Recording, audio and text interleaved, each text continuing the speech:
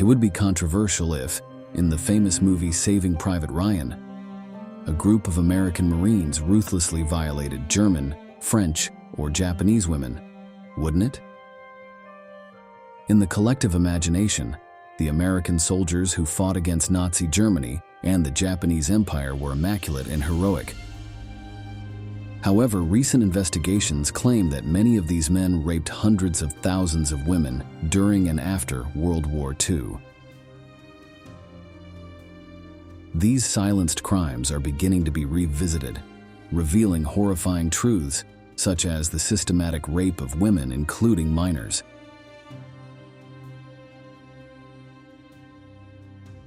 In today's video, we will tell you about the horrendous war crimes committed by American soldiers against the women they were supposed to rescue.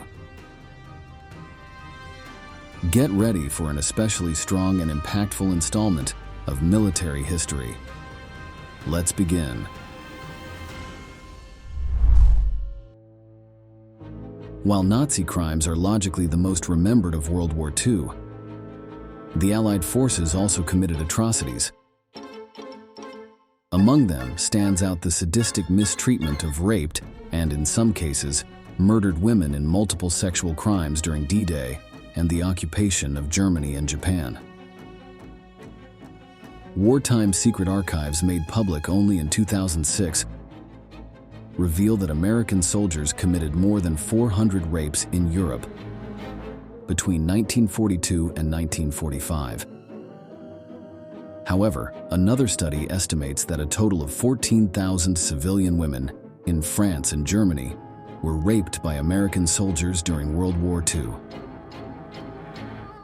Nevertheless, both sets of data seem to be far from the truth, as many American rapes in Germany in 1945 were group rapes committed by armed soldiers at gunpoint, and women were afraid to even speak about it. The legal branch of the Army was reluctant to confirm the rumors, but admitted that, for brutal or perverted sexual crimes against German women, some soldiers had been executed. This was more common if the soldiers were black. A typical form of war crime involving sexual assault by American personnel, usually drunk, marching through occupied territory, involved threatening a German family with weapons, forcing one or more women into sadistic and brutal sexual acts, and then dragging the entire family onto the street to steal their belongings. Although non-fraternization policies were instituted for Americans in Germany, the U.S. Army troops used the phrase, "fornication without conversation is not fraternization," as a motto. Let's begin by recounting what happened during the occupation of Berlin when the Nazis were defeated. German families were terrified of the arrival of Soviet troops because stories of systematic rapes by the Red Army spread quickly between German towns and cities. American soldiers, however, were welcomed as liberators, and propaganda has marked the German collective imagination with the image of the American friend as an occupying soldier who did not commit war crimes. Nevertheless, the reality was completely different. This account, as told by the following specialist, was largely based on social pressure. A woman who told of a rape by a Red Army soldier could expect some degree of acceptance or empathy. Whereas a woman who said she'd been raped by a GI was fairly often labeled as one of those who would throw themselves willingly at the Western occupiers.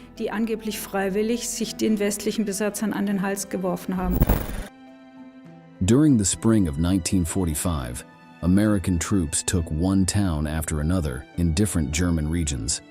In most of them, they not only encountered no resistance, but were even greeted with American flags in the streets.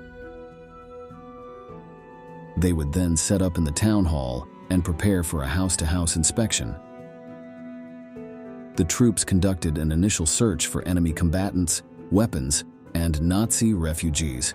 Once it was confirmed that there was no danger, looting began. These cruel soldiers seized watches, bicycles, radios, sunglasses, jewelry, and any valuable items they found in houses. Finally, before leaving, they would rape women and girls in a sadistic and brutal manner, bidding farewell. Neither the remaining German administration nor the occupying troops kept any records of the atrocious rapes. Most of the documented evidence has been found in reports compiled by the Church at that time. The Archbishop of Munich urged priests from all towns to keep a detailed record of the activities of foreign armies in the region and their effects on the communities. Some of these records preserved in Munich include entries by Michael Merksmüller, the parish priest of the town of Ramsau, who wrote on July 20th, 1945, 8 girls and women raped, some of them in the presence of their parents. Father Alois Schimmel of Moosburg wrote on August 1st, 1945, by order of the military government, a list of all residents and their ages must be posted on the door of each house. As a result of this decree, 17 girls and women have had to be taken to the hospital after being repeatedly sexually abused by American troops. According to these ecclesiastical records, the youngest victim was a 7-year-old girl who contracted a serious venereal disease, while the oldest was a 69-year-old woman. This is just evidence of the soldiers' brutal and inhumane behavior, who had no military justification for behaving like wild beasts. Los estadounidenses hacían lo que querían, sin impedimento ni control alguno, ni siquiera preocupándose por mantener ocultos sus crímenes. Así lo narra un informe alemán y el testimonio de una víctima. 2 American soldiers raped a very respectable girl. They forced their way into the house at night on the pretense of having orders to search the premises. Actually, they had been looking for girls. And then I was raped by one of them. He dragged me into an old tavern. What could I have done? He had a pistol, so woe to me if I'd struggle or scream. This was in the daytime. They would just grab a girl, drag her somewhere, and that was that.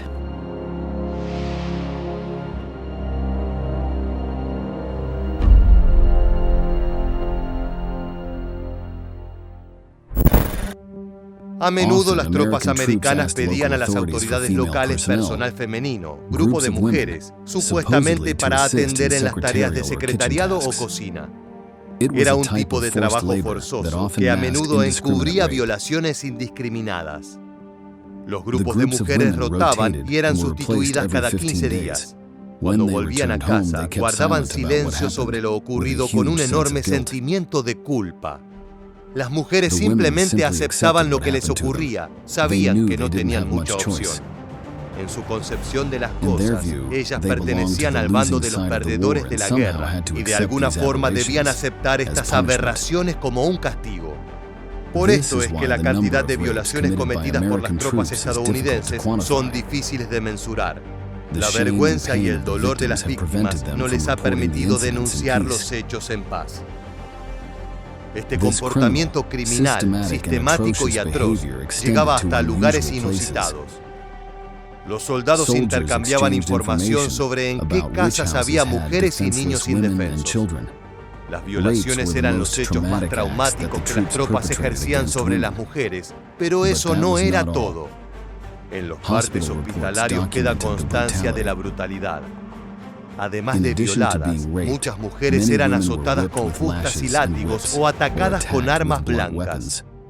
Casi no hay testimonios de estas atrocidades, pero la escritora Ursula Herking dejó en su autobiografía un escalofriante relato de lo sufrido en carne propia. The first one took me a few yards away from the road. The others watched. It took 4 minutes. I had been looking at my watch. Then the next one came. I thought, goodness me, I hope I don't get pregnant. Goodness me, I hope I don't catch venereal disease. Please, no, no. Then I marched on. Después de los primeros meses de la posguerra, en los que este tipo de abusos estuvo a la orden del día, proliferaron otro tipo de actos sexuales donde la frontera del consentimiento se vuelve mucho más difusa. El hambre y las precariedades que dejó la contienda llevaron a muchas alemanas a prostituirse por apenas unos pocos víveres, con los que a menudo se alimentaba una familia. La propaganda estadounidense promovió la idea de que las mujeres alemanas se sentían atraídas por las tropas americanas, lo que sirvió como argumento machista para los criminalmente llamados excesos. Si bien la posguerra dejó atrocidades regadas por el territorio alemán, el comportamiento de los GIs estadounidenses era condenable desde antes que la guerra terminara.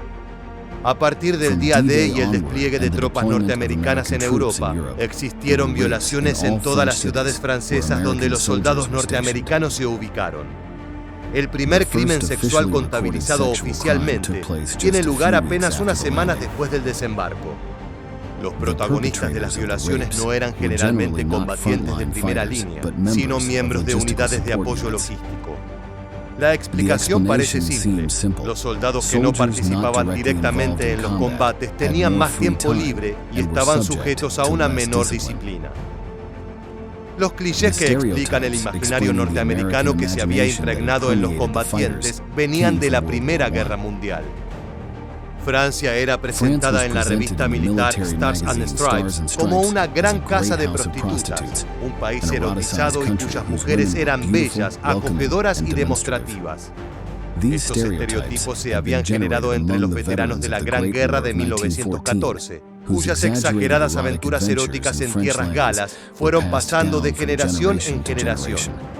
En la mente de los violadores estadounidenses de guerra en Francia, el acto del crimen sexual no se trataba de humillar a las mujeres del enemigo ni de castigar a un pueblo inferior. La violación era más bien una recompensa por haberlos liberado. Este tipo de conductas delictivas en las tropas estadounidenses supuestamente fueron castigadas por parte de las autoridades, pero los especialistas dicen que todo formaba parte de una gran farsa y que solo una fracción menor de las violaciones fueron efectivamente reportadas. It began only 14 days or so after the invasion. In France, the number of rapes that were reported, I'm going to stick with that procedure, were only 182 that were reported. Entre 1944 y 1945, 29 soldados fueron ejecutados en público por delito de violación, de los cuales 25 eran negros. Como en Francia solo se utilizaba el sistema de la guillotina, el ejército de Estados Unidos hizo ir a un verdugo de Texas, especialista en ahorcamientos. Estaba claro que el racismo imperante entonces en Estados Unidos se reflejaba en las decisiones de los tribunales militares. Por el mismo delito, un soldado negro siempre era condenado con muchísima más dureza. Así lo cuenta otra especialista. Back then, the American judiciary at home tended to rate a sexual assault by a black man on a white woman as particularly outrageous. Por otra parte, cuando la denunciante acusaba a un militar blanco, normalmente la investigación era menos rigurosa o incluso inexistente. Fue el propio general Eisenhower quien ordenó que las ejecuciones fueran públicas en el lugar de los hechos y con la asistencia de las víctimas, sus familiares y vecinos. Buscaba así calmar la ola de protestas que empezaron a inundar la prensa de la época y acallar los rumores de las atrocidades que estaban cometiendo sus soldados. Por supuesto, los historiadores especialistas aseguran que la gran mayoría de las víctimas nunca presentaron una denuncia. Las violaciones y delitos sexuales no solamente ocurrieron en territorio europeo. A principios de 1945, las tropas estadounidenses ya estaban desembarcando en territorio japonés, y para agosto de ese mismo año, tras el ataque nuclear a Hiroshima y Nagasaki, Japón se había rendido y las tropas de ocupación aliadas ocuparon las islas principales. La toma del territorio terminó en la mayor parte de Japón el 28 de abril de 1952, pero hasta ese entonces, las atrocidades cometidas por el ejército norteamericano fueron verdaderamente indefendibles. Si bien no hay pruebas certeras de que las tropas aliadas cometieran violaciones masivas durante la Guerra del Pacífico, existen numerosos testimonios que alegan que las fuerzas estadounidenses cometieron un incontable número de delitos sexuales durante la batalla de Okinawa en 1945 y la posterior ocupación. Uno de los tantos ejemplos que destacan es el sucedido en un pueblo de la península japonesa de Motobu después del desembarco. En aquel momento en el poblado solo había mujeres, niños y ancianos, ya que todos los hombres jóvenes habían sido movilizados para la guerra. Poco después de su llegada, los marines rastrillaron toda la aldea, pero no encontraron señales de fuerzas japonesas. Aprovechando la situación de vulnerabilidad de la población, organizaron un juego macabro y siniestro.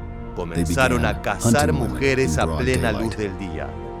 Como si se tratara de un día de cacería, buscaban a todas las que se escondían en el pueblo o en los refugios antiaéreos cercanos y las sacaban, arrastrándolas de los pelos. Luego eran brutalmente violadas sin piedad alguna. Otra muestra de la ferocidad de las tropas aliadas la da el testimonio de un inocente y joven soldado compatriota de los violadores. Marchando hacia el sur, hombres del 4º Regimiento de Infantería de Marina pasaron junto a un grupo de unos 10 marines estadounidenses agrupados en un círculo cerrado junto a la carretera. Estaban bastante animados, observó un cabo que supuso que estaban jugando a los dados. Luego, cuando pasaron junto a ellos, el joven sorprendido contó que pudo ver que se turnaban para violar a una mujer oriental. El cabo tuvo la intención de intervenir, pero su equipo siguió avanzando como si nada inusual estuviera ocurriendo. El silencio cómplice de las tropas norteamericanas es en parte responsable de que muchas de estas historias no se conozcan y que las estadísticas limpien la imagen de una fuerza militar que claramente fue al menos en parte criminal. Lo más desesperante es que las mujeres no solo sufrieron a manos de soldados enemigos, sino de las propias tropas imperiales. En este desgarrador testimonio, una dama de confort, que es como se llamaba a mujeres asesinadas y violadas sistemáticamente por soldados nipones, cuenta su escalofriante experiencia cuando solo tenía 17 años. 일본 놈이 정말 만행을 생각하면 오두르면 사람이 기가 가서 저희도 누이 동생도 있을 거고 이 처자도 있을 거요 자식도 있을 텐데 17이나 떼고 상계도 애기다 애기. 정말 생각하면 때려 죽여도 sentencias습니다. 정말 때려 죽여. Aunque los informes japoneses sobre violaciones fueron ignorados en ese momento debido a la falta de registros, es posible que hasta 10.000 mujeres de Okinawa hayan sido violadas, según la estimación de un historiador local. Se ha afirmado que las violaciones eran tan frecuentes que la mayoría de los habitantes de Okinawa mayores de 65 años, alrededor del año 2000, conocían o habían oído hablar de al menos una mujer que había sido violada después de la guerra. Durante los primeros 5 años de la ocupación estadounidense de Okinawa se denunciaron apenas 76 casos de violación.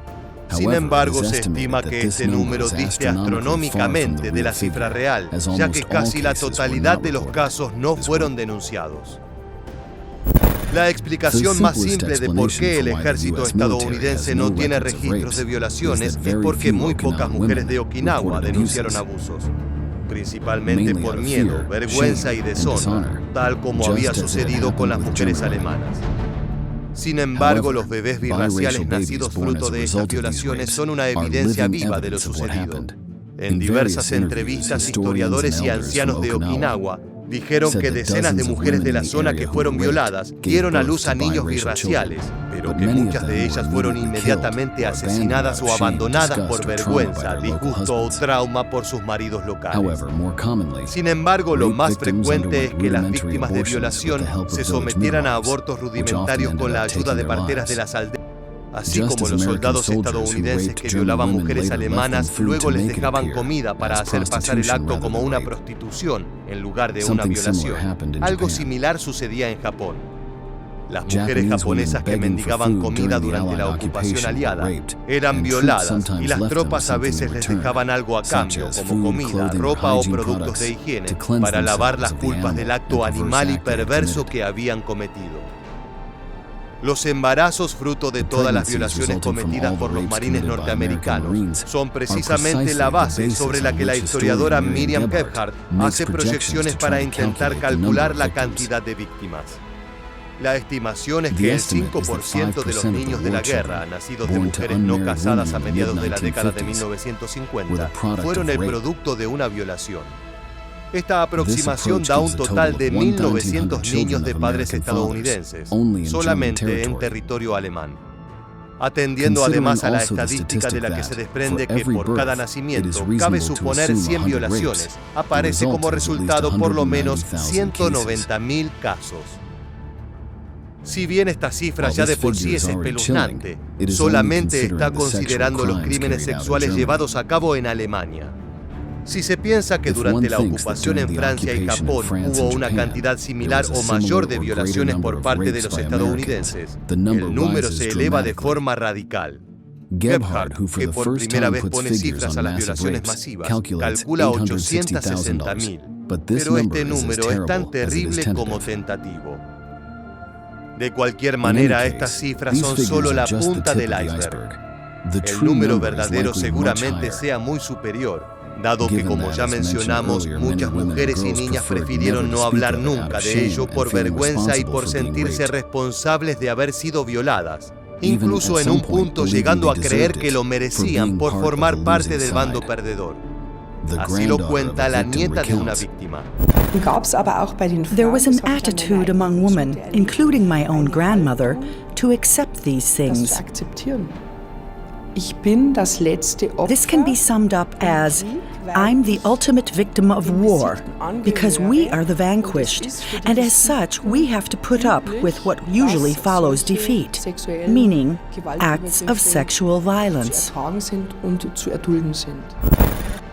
Hay que tener en cuenta un último y aterrador factor en la proyección de la cifra de víctimas, y es el de aquellas mujeres que decidieron quitarse la vida como consecuencia de estos delitos sexuales.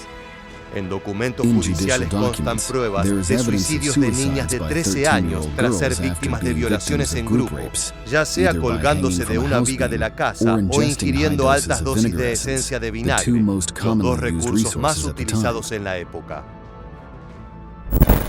Más de 70 años después del final de la Segunda Guerra Mundial, sigue sin hablarse en voz alta sobre las mujeres y niñas violadas por las tropas aliadas de ocupación. Que Estados Unidos haya pasado por alto este macabro capítulo de su historia militar es una verdadera mancha no solo en su historia militar, sino en su identidad como nación. El poder de Washington, con el arma de Hollywood a la cabeza, ha utilizado la Segunda Guerra Mundial para cultivar un sentimiento patriótico en su población, logrando un mensaje sólido para los norteamericanos y una hábil propaganda hacia el exterior. Estados Unidos no tienen lugar en los guiones cinematográficos, en las tramas de las novelas literarias y hasta recientemente, ni siquiera en los libros de historia. Así llegamos al final del video de hoy. Deja tus opiniones en los comentarios abajo. Te agradecemos haber llegado hasta el final y te esperamos en las próximas entregas de Historia Militar.